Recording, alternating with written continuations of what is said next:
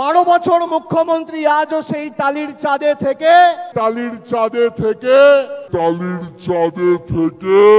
10 কোটি মানুষের জীবনের উন্নয়নের ধারা পরিচালনা করছে। এগুলো হচ্ছে মিথ্যা। এই সমস্ত অভিনয় তো করতেই হয়। হরিশাহী স্ট্রিট দিয়ে যারা যাতায়াত করেন তারা বুঝতে পারবেন কোন টালির চালায় আছেন আর ওর ভাইপো কোন টালির চালায় হরিশ মুখার্জি জোড়া আছে। 1100 কোটি টাকা কারা দিচ্ছে নামটা কেন বলছেন না?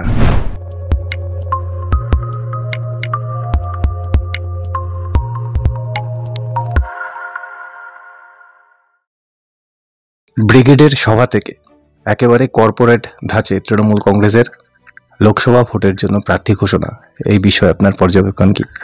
না, ওটা তো কর্পোরেট নিয়ন্ত্রিত পার্টি।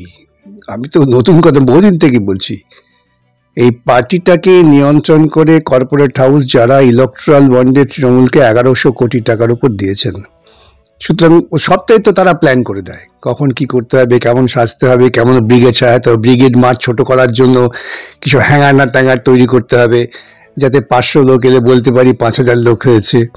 এগুলো তো কর্পোরেট কায়দা।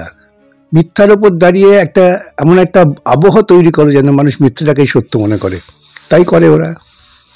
একদিকে কোটি কোটি টাকার মঞ্চ তৈরি, এবং সেই কোটি টাকার মঞ্চের উপর থেকে অভিষেক বন্দ্যোপাধ্যায় তিনি বললেন যে মমতা বন্দ্যোপাধ্যায় এখনো 12 বছর ধরে টালির চালার নিচে থেকে 10 কোটি মানুষের সেবা করে যাচ্ছে। আর একদিকে রয়েছে একজন মহিলা, তার রাজনৈতিক কর্মকাণ্ড শুরু করেছিল একটা টালির ছাদের বাড়ি থেকে। 12 বছর মুখ্যমন্ত্রী আজও সেই টালির চাঁদে থেকে হাওয়াই চপ্পল পরে 10 কোটি মানুষের জীবনের উন্নয়নের ধারা পরিচালনা করছে। হ্যাঁ, তা তো ঠিকই। এই সমস্ত অভিনয় তো করতেই হয়। হরিশাহী স্ট্রিট দিয়ে যারা যাতায়াত করেন তারা বুঝতে পারবেন কোন টালির চালায় আছেন আর ওর ভাইপো কোন টালির চালায় হরিশ মুখার্জি জোড়া আছে।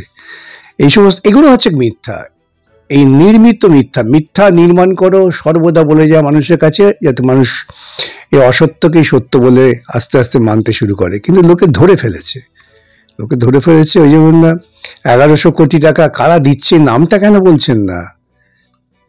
নাম বলতে মোদিও ভয় পাচ্ছে, মমতাও ভয় পাচ্ছে, এবং সেই জন্য সুপ্রিম কোর্টের নির্দেশ থাকা সত্ত্বেও SBI-কে দিয়ে মোদি চেপে দেওয়ার চেষ্টা করছেন।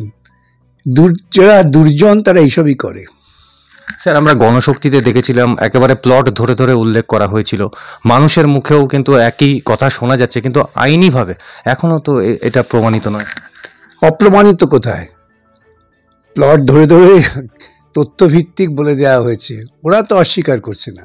ওদের একজন কাউন্সিলর প্রার্থী ছিলেন ওই পরিবারের একজন, তার কত কোটি টাকা উপার্জন দেখিয়েছেন। উপার্জনের পথ কি না সমাজসেবা করে কোটি কোটি টাকা উপার্জন তো তৃণমূলের লোকেরাই করতে পারে। কেন আপনার ঘাড় ভেঙে টাকা আদায় করবে?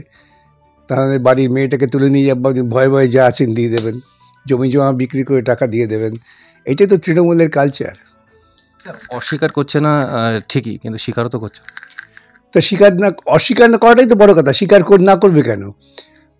আমি বললেন এটা আমার জমি, আমি চুপ করে রইলাম, সে তো স্বীকারই হলো। অস্বীকার করাতে জায়গা কথা নেই ওদের।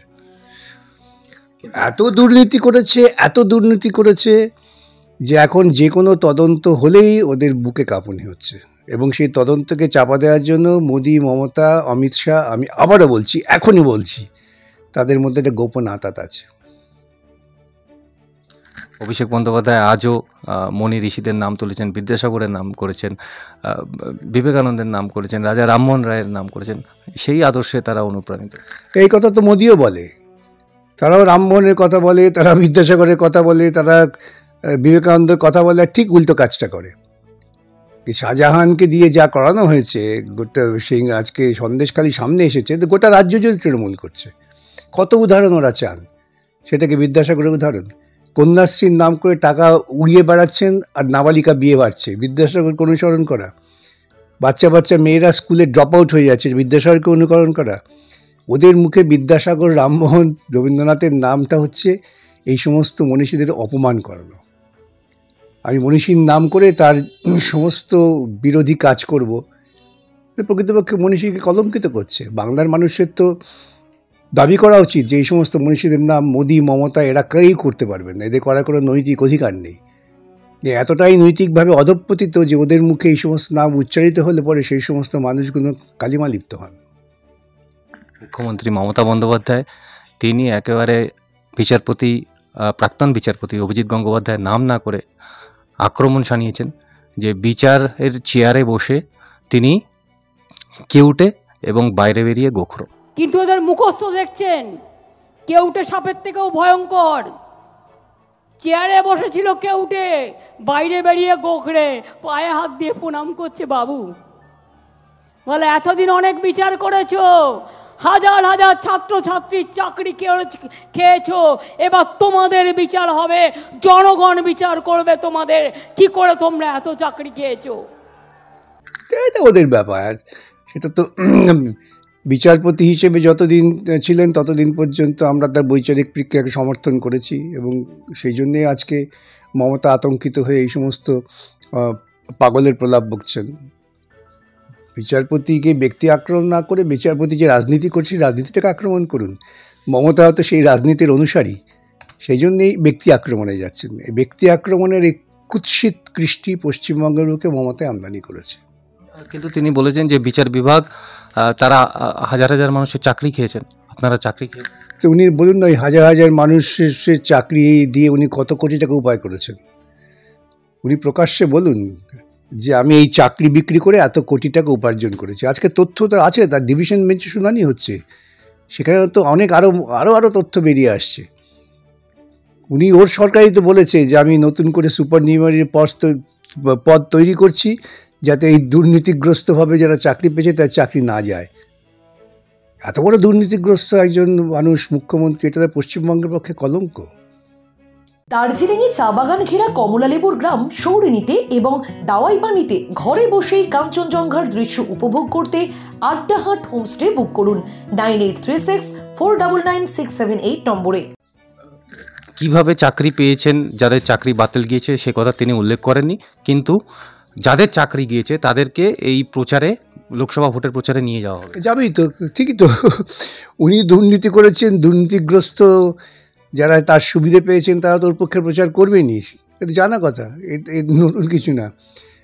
আমি ভাই চুরি করে তোমাকে পয়সা দিয়েছি, এখন তোমাকে আমার পক্ষে দাঁড়াতে হবে, তাই দাঁড়াবে। আদালতে একজন তিনি তার ওএমআর শিট দেখার পর বলেছেন যে আমার ওএমআর শিট ঠিক আছে, আমার নম্বর কারা বাড়ালো, কেন বাড়ালো?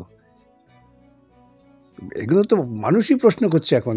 কারো কারো তো আত্মসম্মান আছে, মমতার আত্মসম্মান বোধ নেই, কিন্তু কিছু কিছু মানুষের আত্মসম্মান বোধ আছে। তাই একজন প্রার্থী যিনি চাকরি পেয়েছেন তিনি আদালত ওএমআর শিট দেখে এই প্রশ্ন তুলেছেন যে কারা আমার নম্বর বাড়ালো, কেন বাড়ালো। তার থেকে তো অন্ততপক্ষে মমতা এবং ওর দলের লোকেদের একটু আত্মসম্মান বোধ হওয়া উচিত, যদিও ওদের এটা হবে না আমি জানি। স্যার, যেটা আমরা জানতে পারছি যে ভারতের একজন স্বনামধন্য ক্রিকেটার, তার সহধর্মিণীকে প্রস্তাব দেওয়া হয়েছিল, একদম একেবারে শেষ মুহূর্তে তিনি রাজি হয়নি এবং একাধিক বিধায়কের নাম এই লোকসভার প্রার্থী তালিকায় রয়েছে। ওদের ঘরোয়া ব্যাপার, কাকে ওরা প্রার্থী করবে, কাকে দিয়ে ময়দানে নাচাবে, কাকে দিয়ে মঞ্চে নাচাবে, সেটা ওদের ঘরোয়া ব্যাপার, আমি কোনো মন্তব্য করবো না। কিন্তু কেন একাধিক বিধায়ককে প্রার্থী করতে হচ্ছে? প্রার্থীর কি অভাব দেখা দিয়েছে? সেটা তো ওরাই বলতে পারবে, আমি কিছু বলবো না। আমি বলতে এই সমস্ত বিষয়ে ওদের ঘরোয়া রাজনীতির ব্যাপার, কে কতটা, ওদের দেখবেন দুদিন বাদই বেরোবে যে যারা প্রার্থী পদ পেয়েছেন তারা কত টাকা দিয়ে প্রার্থী পদ পেয়েছেন, এগুলো বেরোবে ধীরে ধীরে। দেবাংশু ভট্টাচার্য, তাকে তমলুক থেকে দাঁড় করানো হয়েছে, একেবারে যুব সমাজের আইকন। ভালো তো, ভালো করেছেন, সেটা ওরা ঠিক করেছেন, একজনকে দাঁড় করিয়েছেন, ভালো করেছেন। শীতকালে সুন্দরবন ভ্রমণের নির্ভরযোগ্য একমাত্র নাম সাগর সঙ্গম ট্রাভেলস। নিজস্ব লঞ্চে ভ্রমণ এবং অফুরন্ত খাওয়া দাওয়ার বিপুল আয়োজন। বুকিং করুন 9733066075।